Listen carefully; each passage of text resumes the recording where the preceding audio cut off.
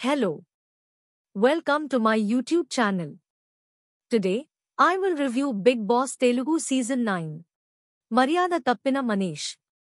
సంచాలక తప్పు చేసి నోటికొచ్చినట్లు కామెంట్స్. అన్యాయంగా కెప్టెన్సీ టాస్క్ నుంచి ఇమ్మో అవుట్. బిగ్ బాస్ సీజన్కి కామనర్ల కోటా నుంచి చివరిగా అడుగుపెట్టింది మర్యాద మనీష్. జ్యూరీతో పాటు శ్రీముఖి నిర్ణయం వల్లే మనీష్ హౌస్లోకి అడుగుపెట్టాడు.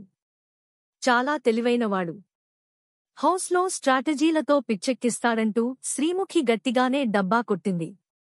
అయితే ఇప్పటివరకు జరిగిన గేమ్ని గమనిస్తే స్ట్రాటజీ మాట పక్కన పెడితే ఎదుటివాళ్లు మాట్లాడే మాటలు వినే ఓపిక కూడా మర్యాద దగ్గర లేదు. ఇక ఈరోజు ఎపిసోడ్లో అయితే తన పేరు ముందు ఉన్న మర్యాదని కూడా పక్కన పెట్టేసి ఇమ్మానుయేల్పై నోటికొచ్చినట్లు మాట్లాడాడు. బిగ్ బాస్ మొదలయ్యే ముందు ఆడియన్స్ దృష్టిలో కామనర్లపై చాలా మంచి ఒపీనియన్ ఉండేది. ముఖ్యంగా అగ్నిపరీక్షలో వాళ్లు సత్తా చూపించి వచ్చారు, పైగా మనలానే సామాన్యులు కదా అనే ఫీలింగ్ కూడా ఆడియన్స్లో బలంగా ఉండేది.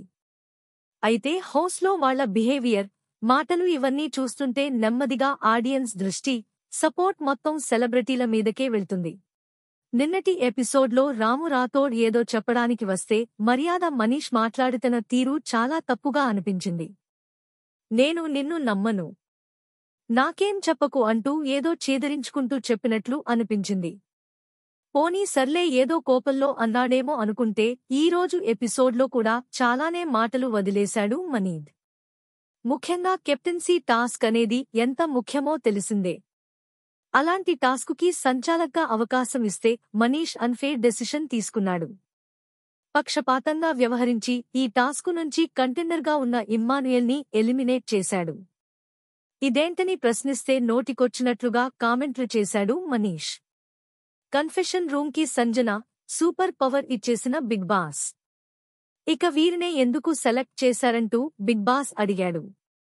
దీంతో హరీష్ గారు నాపైన కన్సర్న్ చూపించారు. డీమన్ పవన్ స్పీట్. ఇమ్ము నాకు దగ్గరయ్యాడు. సృష్టి నాకు ఒక బేబీలా అనిపించింది. అలానే నాకు అంత కాంపిటీషన్ ఉండదని సృష్టిని సెలెక్ట్ చేశా అంటూ ఓపెన్గా చెప్పింది సంజన. దీంతో ఇక్కడ జరిగింది అందరికీ చెప్పి మీరే 5 సభ్యుల పేర్లు ప్రకటించండి అంటూ బిగ్ బాస్ చెప్పాడు. దీంతో అందర్నీ పిలిచి విషయం చెప్పి పేర్లు అనౌన్స్ చేసింది సంజన. ఇలా పేర్లు చెప్పిందో లేదో ఎందుకు వాళ్లని చేశారు, మమ్మల్ని ఎందుకు చేయలేదు అంటూ కామనర్లు ప్రశ్నలు వేశారు. నాకు క్లోజ్గా ఉన్నవాళ్లని, నాకు ఎక్కువ కనెక్షన్ ఉన్నవాళ్లనే సెలెక్ట్ చేశా అంటూ సంజన ముఖం మీదే చెప్పింది. అయితే క్లోజ్గా ఉండటం కాదు కదా కెప్టెన్కి కావాల్సింది అంటూ పాయింట్లు లాగారు కామనర్లు. ఇక సెలబ్రిటీలు అయితే మీ ఛాయిస్ బావుంది, కాని అందులో మా పేర్లు కూడా ఉండే బావుండేది, నో ప్రాబ్లం అంటూ సర్దుకున్నారు. దీంతో నా ఫేవరెట్ పీపుల్ని నేను సెలెక్ట్ చేశాను అంటూ సంజన ఫేస్ టు ఫేస్ చెప్పింది. ఇక తర్వాత ప్రియా. సంజన దగ్గరికెళ్లి అందరూ మీరు నా పేరు చెప్తారని ఎక్స్పెక్ట్ చేశారు అని చెప్పింది. దీంతో లేదు నువ్వుంటే నాకు పోటీ అవుతావు కదా అందుకే నిన్ను సెలెక్ట్ చేయలేదు అంటూ సంజన ఆన్సర్ ఇచ్చింది. నేను సేఫ్గా ఆడాలని అనుకున్నాను అని చెప్పింది.